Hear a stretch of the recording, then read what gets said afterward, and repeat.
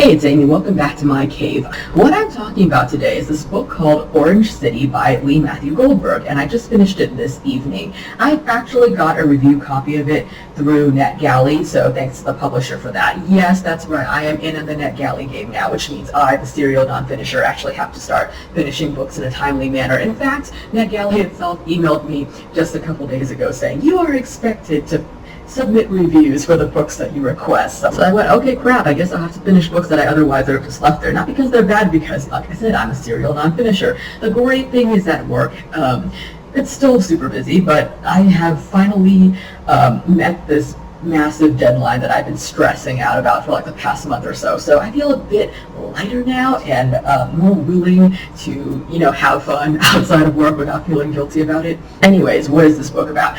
First off, may I draw your attention to this bright orange cover. This is what initially drew me in.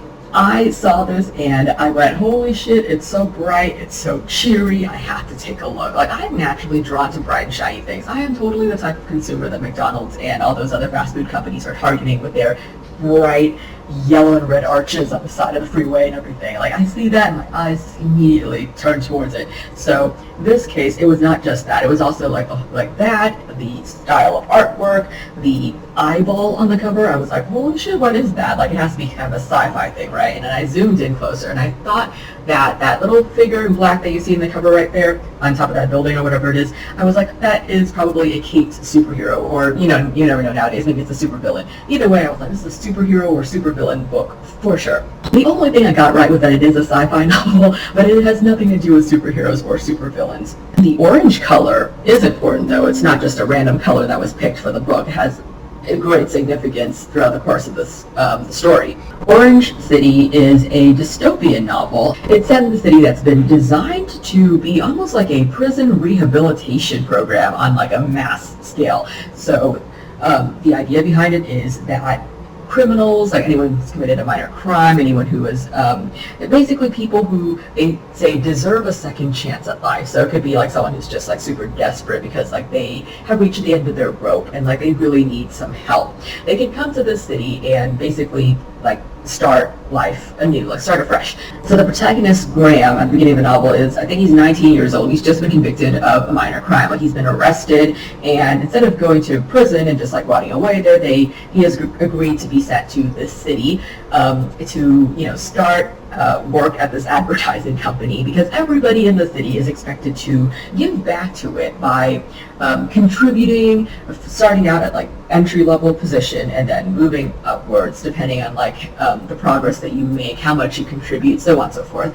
So as the city grows and flourishes, the person, like the employee, like in theory gets to get promoted and climb the social ladder, and it really is just like a second chance at a life that they would not have had otherwise if they had just stayed in the what is known as the outside world. And this is a world in which like this great world war, it's called the War to End All Wars, has already happened. So you get this like feeling that whatever is out there is just not very pleasant anymore. Life is very hard, and like hence people commit crimes, like people are driven to doing things that they probably would not have done otherwise if they were living in a more stable and comfortable society with like higher quality of life.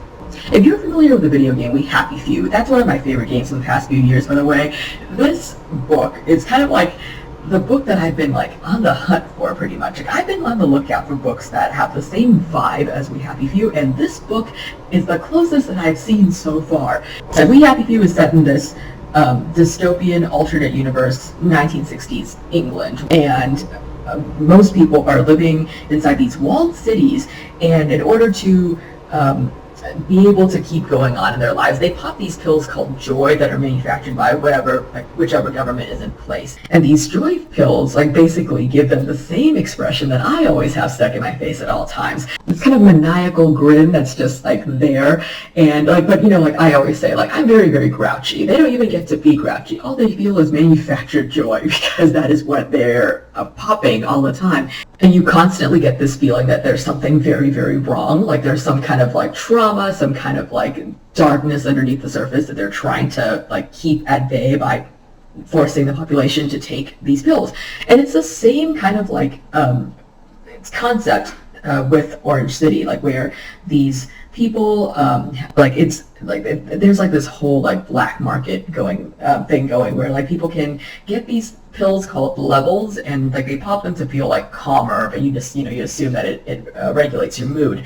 And as the story progresses, like I said before, Graham is working at this advertising firm, and they're trying to like market this new soda, this orange soda specifically called POW, and he basically gets selected to test out the soda, and things just get really, really weird and psychedelic from that point onward. Like he starts taking the soda, and it starts to like fuck with his dreams and his head and the way he reacts to the people and things around him. Like certain colors start getting brighter. But I would recommend, I'm going to link to it below. There's like, I'll link to a trailer for the We Happy Few game so you can see like exactly like what I'm picturing in my head as I'm reading this book. Like it's like these the colors and like the character design and like the world building and all that. Like I pictured the same kind of like weird like 60s 70s like those retro crazy bright colors that kind of have no business belonging on walls because they make you feel like you're high all the time, which I think most of these people are, because life in this city is very bleak. The thing on the cover that I originally thought was a superhero is actually this entity that controls the city, and it's called the Man. He's like an omniscient being, like he can see everything that's going on, and he broadcasts his voice out all creepily to the people like in the city. Like they can't really hear what he's saying, they just know there's this like crazy voice just like blasting out at all times towards what's known as the zones. They're like these wastelands that people basically get exiled to whenever they do anything that displeases the Man. So you could actually like outright refuse to obey an order given by the Man, or you could just not be contributing enough, and like what is enough depends on like what the elders and what the authorities decide. It's kind of arbitrary, really. But if like the city's decided that it no longer cares or needs you to be part of it, then it just casts you out into these zones, and then the Man will constantly issue like random like blast like announcements towards you, and I don't know, it's just, and it's not a very pleasant place to live, and people feel like they're stuck, and as a result that's why they indulge in like taking all these substances, drinking all these things, and shaky bars downtown. Needless to say, I enjoyed this book a lot. Like, I really love the world building. I sped through the book whenever I did have time to, like, sit down and read it. Like, I was, like, just reading super, super fast just because I wanted to know what was going to happen next. I did have problems with his characterization, especially with the female characters. Like, they just seem kind of like they're there to be the objects of the protagonist's gaze, and like I don't know if that's like intentionally done or not, if he's going to expand upon it or clarify like why he chose to make that decision in the sequel to this book. And I did feel that I was rushing and rushing and rushing towards what felt like it was going to be an epic conclusion. And I'm not saying that it was a bad conclusion, it's just, it in certain ways felt kind of rushed to me. Like, and like, I think I was just expecting something so epic that it fell a bit short. And I am glad that he is going to be writing a sequel, because I really, really, really want to know if he, like, wraps up like these threads that he introduced in here that didn't really get resolved. And I do really want to see more of this world, just because, like I said, I do find it super intriguing, and the world building is seriously well done. So I wanted to talk about this book just because it came out today, actually, like as in oh my god, what's the date? March 16th in the United States. So if you are interested, I would suggest giving it a shot. Anyways, that's all for today. I have to go fold my clothes. Unfortunately, it's still a work night, so I have to go get ready to, I guess, go to sleep. So good night, everybody. Thanks for watching. See you next time. Bye.